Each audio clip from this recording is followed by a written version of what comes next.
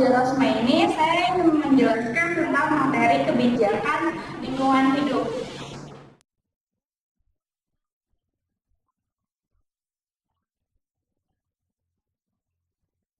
Pembelajarannya itu yang pertama ada SK, KD, indikator, RPP, materi, lembar kerja siswa, dan asesmen.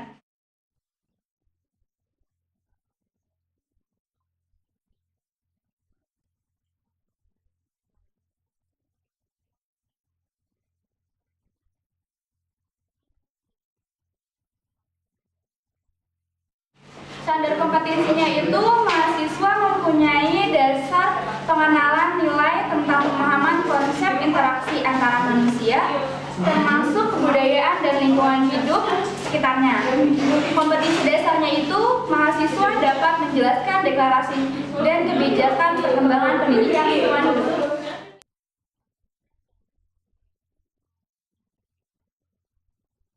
RPP rencana perangkat pembelajaran. Mata kuliah pendidikan lingkungan hidup tujuannya itu menjelaskan SKOM dan kebijakan perkembangan pendidikan lingkungan hidup. Waktunya itu 1 kali 2 jam. Yang ketiga, kurikulumnya itu ada berdiskusi, mengerjakan tugas, dan bertanggung jawab.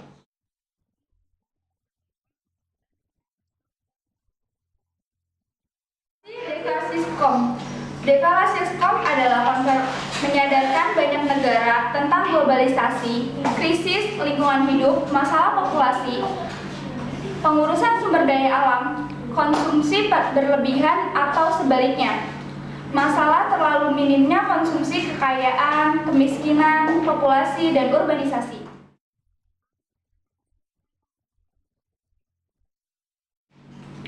Perkembangan PLH di tingkat internasional yaitu pada tahun 1975 sebuah lokarya internasional tentang pendidikan lingkungan hidup diadakan Bergevia yang telah menghasilkan pernyataan antara negara peserta mengenai pendidikan lingkungan hidup yang dikenal sebagai The Berg-Carter Global.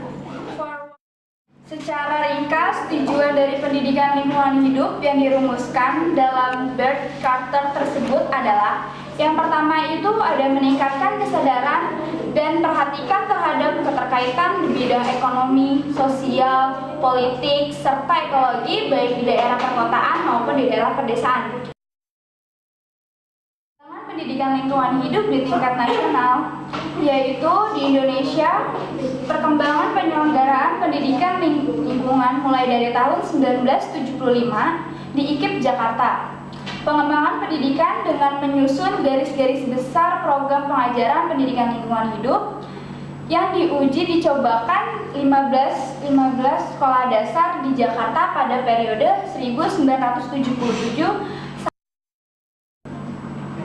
Anggota Pusat Studi Lingkungan pada tahun 1979 dibentuk Pusat Studi Lingkungan atau PSL di berbagai perguruan tinggi dan swasta. Jumlah Pusat Studi Lingkungan ada 76% dan 87%.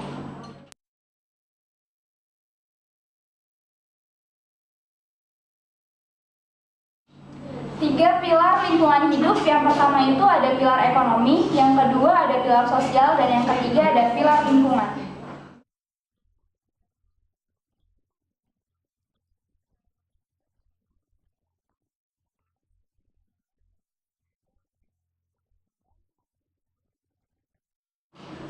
Apa sih dari ketiga pilar tersebut? Yang pilar ekonomi yaitu mengenai pada perubahan sistem ekonomi agar semakin ramah terhadap lingkungan.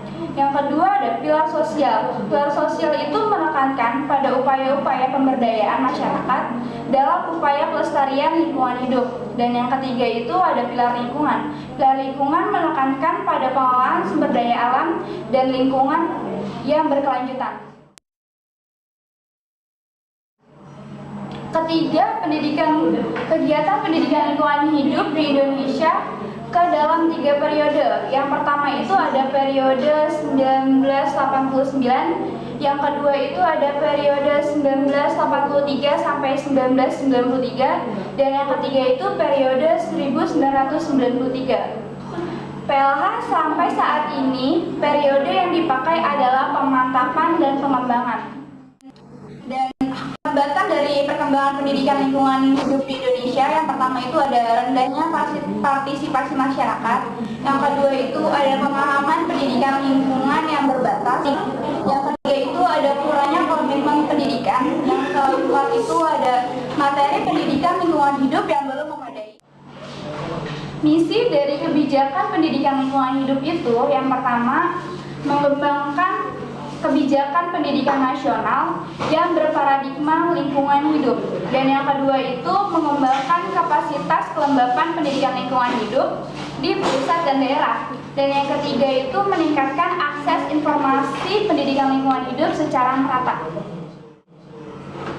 Dan visi dari kebijakan pendidikan lingkungan hidup itu yaitu terwujudnya manusia Indonesia yang memiliki pengetahuan, kesadaran, dan keterampilan untuk berperan aktif dalam melestarikan dan meningkatkan kualitas lingkungan hidup.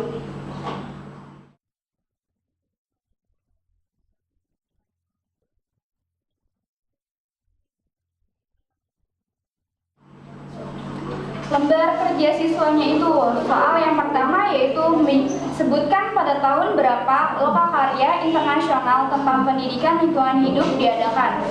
Soal yang kedua, sebutkan pilar pendidikan lingkungan hidup, dan yang ketiga, sebutkan hambatan pendidikan lingkungan hidup di Indonesia. Yang keempat, mengapa hambatan itu bisa terjadi di Indonesia.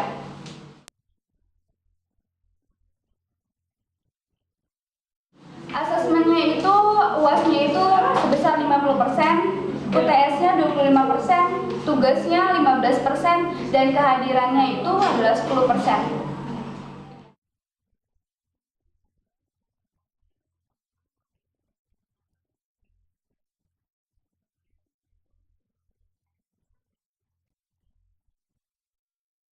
Sekian dari saya. Wassalamualaikum warahmatullahi wabarakatuh.